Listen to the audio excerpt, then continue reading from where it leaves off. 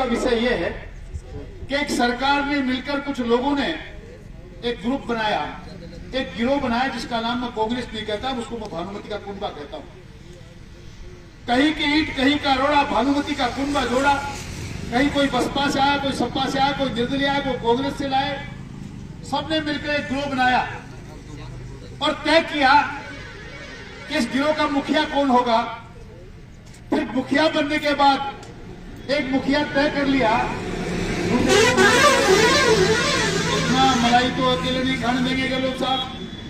आप अकेले इस गिरोह के मुखिया बनकर, हम तो कहीं कहीं से आए पैसे लूटने के लिए, पैसा कमाने के लिए, जनता को लूटने के लिए, आप क्या करना चाहते हो।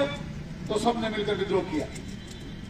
जब विद्रोह हुआ तो तय हुआ, अशोक गहलोत ने कहा मैं इस प्रदेश का मुख्यमंत्री बना रहना चाहता हूं। दूसरा बोला भैया तू बना रहना चाहता है लेकिन 2 साल हो गए, मैं बनना चाहता हूं।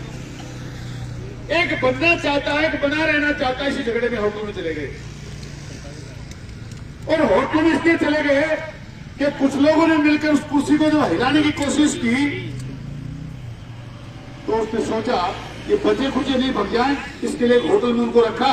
कोई हरियाणा में गए, कोई राजस्थान में गए, कोई जैसलमेर में गए, यानी कि जगहों पर जाकर ये तय हुआ कि आज के बाद लड़ाई बंद करो, आपस में नहीं लड़ेंगे।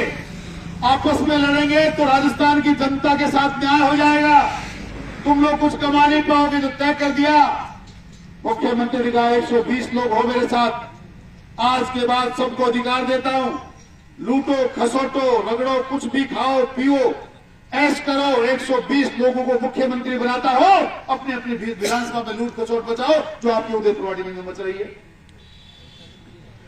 3 साल से लगातार खाली उस कुर्सी के झगड़े में कोई बना रहना चाहता है, कोई बनना चाहता है।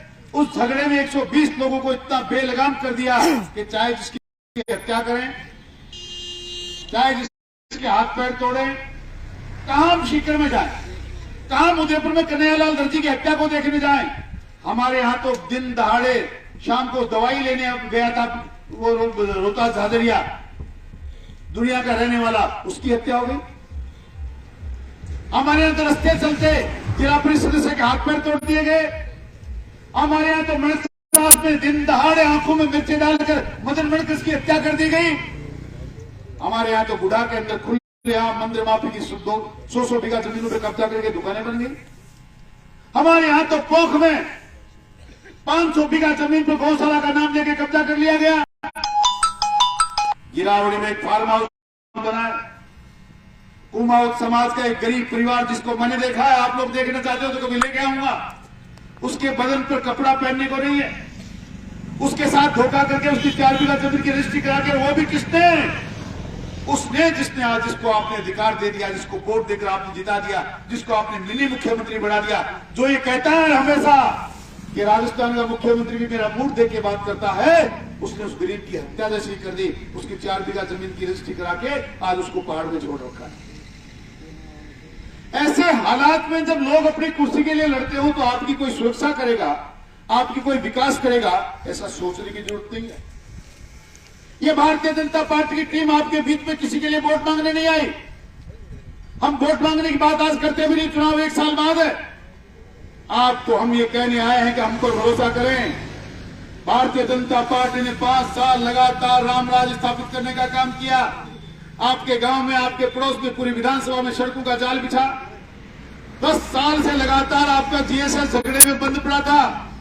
भारतीय जनता पार्टी की वजह से वो जीएसएस का निर्माण हुआ और आज वहां काम कर रहा है, हुआ कि नहीं हुआ। ऐसे अनेकों काम जो कई सरकार 70 सालों में नहीं कर पाई, वो काम हमने किए और आज आपको बताने आए हैं कि हमारे कामों की तुलना में 4 साल में यहाँ या तो हत्याएं हुई, या हाथ पैर टूटे, या जमीनों पे कब्जे हुए, इसके सिवा कुछ हुआ नहीं। हम भारतीय जनता पार्टी के लोग आपसे निवेदन करने आए हैं कि हम सनातन संस्कृति को मानने वाले लोग हैं। आपको भी आगाह करते हैं कि सनातन संस्कृति के अनुसार नहीं चलोगे तो सर 500 साल से आपका भगवान एक त्रिपाल के छाया में 500 साल तक हमारे भगवान रामलला बैठे रहे।